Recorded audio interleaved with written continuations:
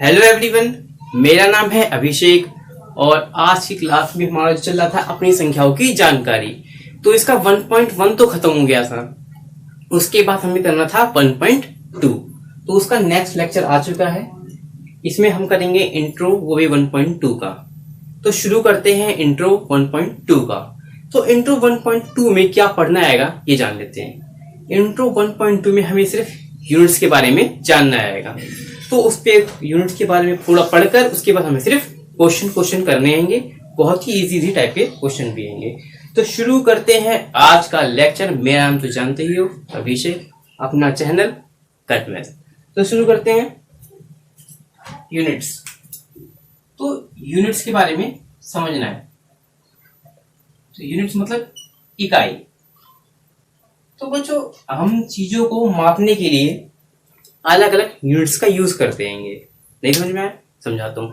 जैसे हमें दूरियां नापनी होती हैं, दूरियां एक जगह से दूसरी दूरी। मान लो मुझे नापना है अपने स्कूल से और अपने घर तक की कितनी दूरी है। तो भाई तो कुछ तो बताएंगे ना, दूरी क्या है, कैसे बताएंगे? एक दूरी है नहीं, तो कोई यूनिट होती है उसकी नापने की, तो उसे ही कहते हैं किलोमीटर। तो हमें अगर स्कूल से लेके घर तक की दूरी नापनी होगी तो हम किलोमीटर में नापते हैं।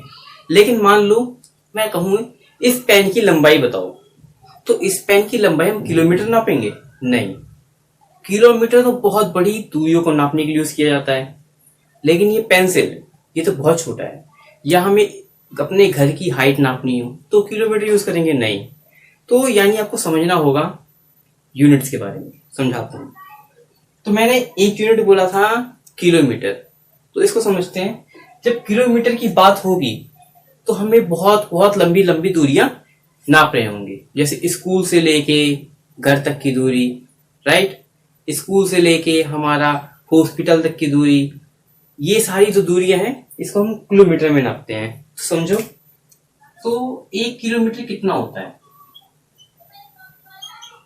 किलोमीटर, 1 किलोमीटर जो हमारा हैगा, 1 किलोमीटर हमारा होता है 1000 मीटर।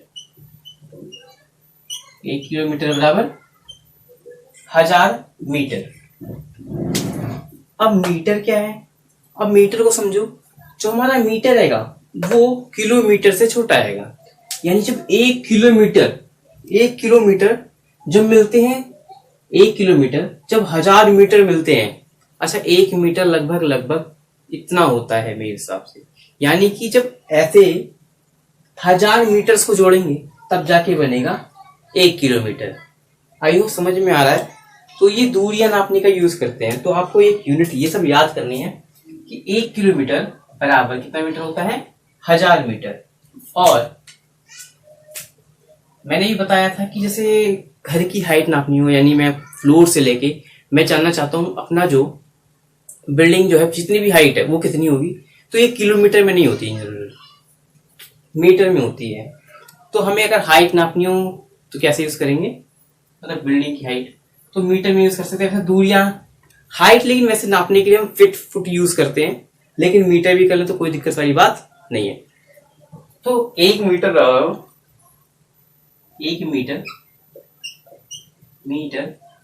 बराबर 100 सेंटीमीटर।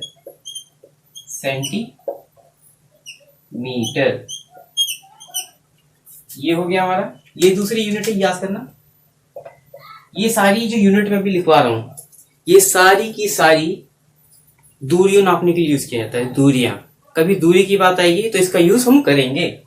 और 1 मीटर बराबर 100 सेंटीमीटर। और एक और यूनिट है 1 सेंटीमीटर।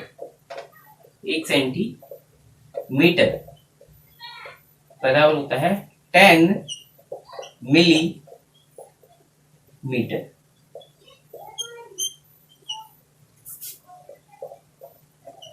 ये है हमारा यूनिट्स है। इसको दिया करते हैं। हाँ, तो ये जो हमारी सारी यूनिट हैंगी, ये सारी की सारी हमारी दूरियां नापने के लिए यूज करी जाती हैंगी। तो देखो, पहला कौन सा था? किलोमीटर। किलोमीटर मैंने बताया बहुत बड़ी बड़ी दूरियां नापते हैं तो यूज करेंगे किलोमीटर। या हो सकता है जैसे आपका स्कूल हैगा वो 2 किलोमीटर हो, 3 किलोमीटर हो, 4 किलोमीटर, 5 किलोमीटर, जितना भी दूर होगा। तो हम बात ऐसे ही करते हैं, भाई हमारा जो स्कूल हैगा वो 5 किलोमीटर दूर है, बहुत दूर है। लेकिन हम बात करते हैंगे कुछ दूरियों की। मैं ऐसे ही बात करूं, जैसे मैं इस सोसाइटी में रहता हूं, जो दूसरी सोसाइटी है हमारी, एक सोसाइटी से लेके दूसरी सोसाइटी, उसकी दूरी कितनी है, उसे हम मीटर्स में नापते हैं, क्योंकि जो सोसाइटी होती है वो तो काफी करीब करीब होती है, तो मीटर में। यानी जो छोटी दूरियां होंगी, एक गली मोहल्ले की दूरियां, दूसरी गली कितनी मीटर होगी, ऐसे यूज कर सकते हैं। लेकिन सेंटीमीटर, मैं आपसे कहूं इस पेन की लंबाई नापनी है, तो क्या करोगे आप? किलोमीटर यूज करोगे? नहीं। मीटर? नहीं। सेंटीमीटर। सेंटीमीटर। तो इसकी नापेंगे, लगभग लगभग कुछ 6 या 7 सेंटीमीटर की होगी है। तो आपको थोड़ा सा पैमाना पता होना चाहिए। स्केल का यूज करते हैं, जो हमारा स्केल होता है, शायद हो सकता है 7 ना हो, ज्यादा हो, तो कुछ फुट्टा हमारा आता है जो स्केल 15 सेंटीमीटर का होता है, वो है 15 सेंटीमीटर। सोचो 15 सेंटीमीटर, छोटे छोटे 1 सेंटीमीटर, ऐसे कहीं मिलके 15 बनते हैं। तो ये तो लंबाई मापने के लिए हो गया। इसके बाद हम यूज करेंगे, मतलब नेक्स्ट हमारी जो, ये तो दूरी नापने के लिए यूज करेगी, तो मैं लिख देता हूं दूरियों के लिए, दूरियों के लिए। तो इसे नोट करो, फिर हम आगे बढ़ते हैं।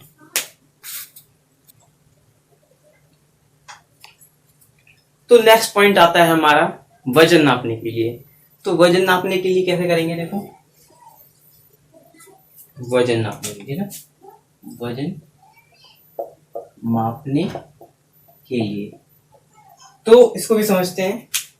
लेट्स से मैं एक एग्जांपल लेता हूं आपके सामने। मैंने कहा मेरे पास एक बोरा है, उसमें ढेर सारा गेहूं भरा हुआ है। क्या भरा है? गेहूं।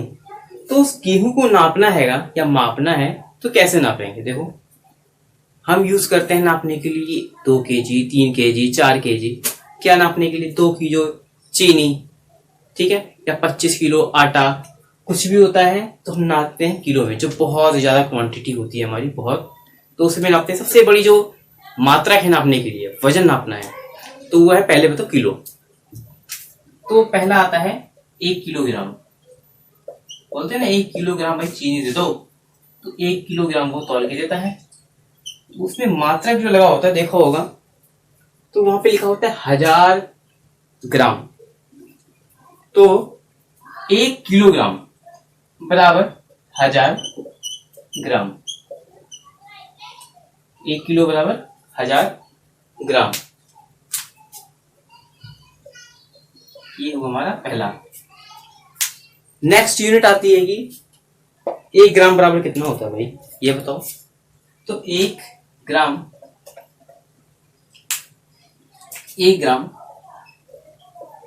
बराबर, तो 1 ग्राम बराबर होता है हमारा 10 मिलीग्राम।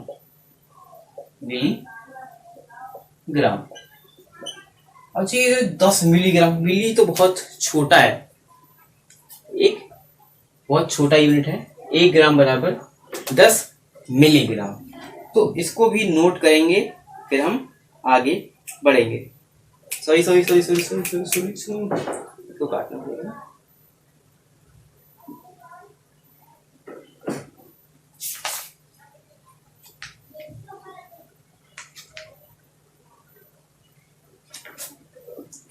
तो जो नेक्स्ट हमारा ये यूनिट था,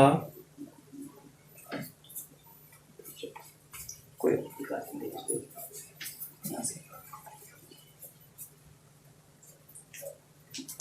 1 ग्राम बराबर 1000 मिलीग्राम।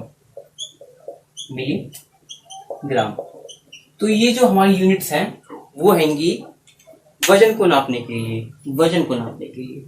यानी जब क्वेश्चन अगर वजन निकालने के लिए तो किलोग्राम यूज होगा, या तो मिलीग्राम या ग्राम।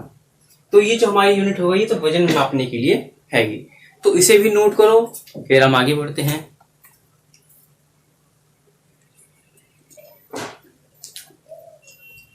तो बच्चों, एक नेक्स्ट जो आता है हमारा, वो हैगा लिक्विड टाइप की चीजों को नापने के लिए। लिक्विड मतलब पानी की तरह या तेल की तरह, रिफाइन की तरह, दूध की तरह, जो बिल्कुल लिक्विड होते हैं, तो उनको भी नापने के लिए एक यूनिट का यूज किया जाता है, वो हैगा लीटर। लीटर तो लिखते हैं इसको भी,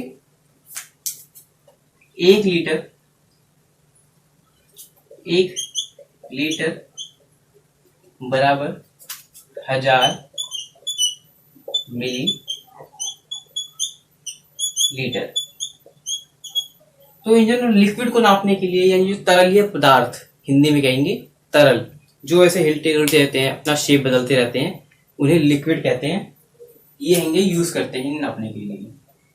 तो आई होप ये तो समझ में आ गया होगा, 1 लीटर बराबर 1000 मिलीलीटर। अब इसके जो हमने इंट्रो जो था हमारा पार्ट, वो समझाने वाला जो है वो तो खत्म हो गया है। तो इसके बाद हम करेंगे क्वेश्चन नेक्स्ट पार्ट में। तो आज के लिए इतना ही, तब तक के लिए ओके बाय।